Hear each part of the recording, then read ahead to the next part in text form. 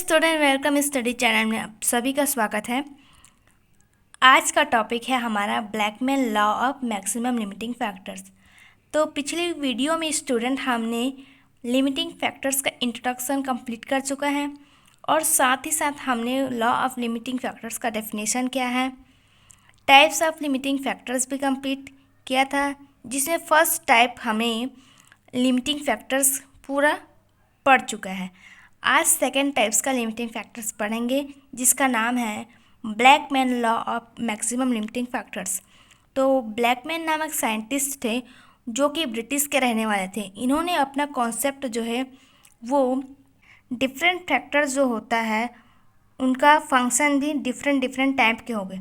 तो उन्हीं के आधार पर उन्होंने बताया है कि जो मल्टीपल फैक्टर्स होते हैं कोई भी प्रोसेस में, वो जो प्रोसेस है वो कंटिन्यू चलते रहती है। अगर उन मल्टीपल फैक्टर्स में से कोई एक फैक्टर्स अगर नहीं है उस प्रोसेस में, तो हमारा जो प्रोसेस होगा वो पूरी तरह से डिक्रीज़ हो जाएगा, यानी कि पूरा प्रोसेस जो होता है रुक जाएगा।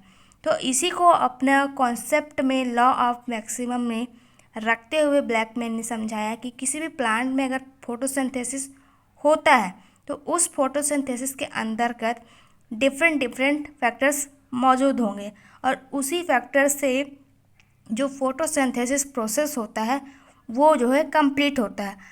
तो इसी को उन्होंने अलग अलग एग्जाम्पल से समझाने का प्रयास किया है। तो एक फर्स्ट एग्जाम्पल है फोटोसिंथेसिस के लिए आप सभी को पता होगा कि मुख्य रूप से क्या क्या रिक्वायरमेंट होता है। तो फोटोसिंथेसिस के लिए किसी भी प्लांट में मुख्य रूप से क्या पाया जाना चाहिए, सनलाइट का होना बहुत ही ज़रूरी है, साथ ही साथ water, chloroplast, temperature and carbon dioxide, chlorophyll, इन सब चीज़ों की आवश्यकता होती है, रिक्वायरमेंट होती है।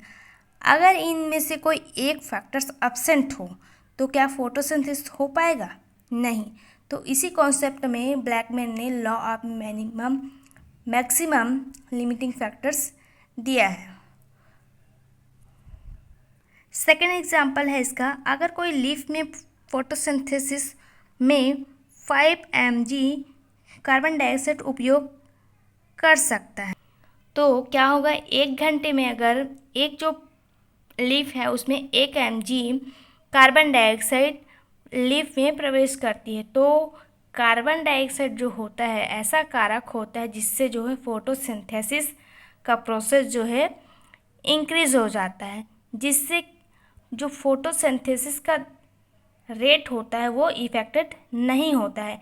इस तरह से अगर कार्बन डाइऑक्साइड जो होगा फोटोसिंथेसिस में अगर एब्सेंट होता है तो प्रोसेस नहीं हो पाता है। इसी को इस एग्जाम्पल में एक्सप्लेन किया गया है। आप सभी को पता होगा कि फोटोसिंथेसिस में 4 कारक होते हैं, carbon dioxide, water, temperature, sunlight intensity.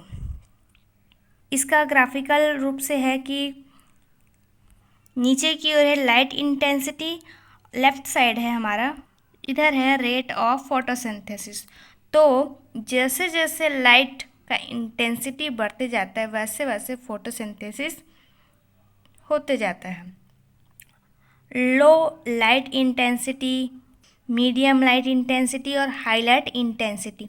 तो इस ग्राफ आपको स्पष्ट रूप से दिखाई दे रहा होगा कि लो इंटेंसिटी में किस तरह से जो फोटोसिंथेसिस है वो डिक्रीज होते जा रहा है, medium light intensity, high light intensity. तो इस तरह से ब्लैकमैन लॉ ऑफ मैक्सिमम जो है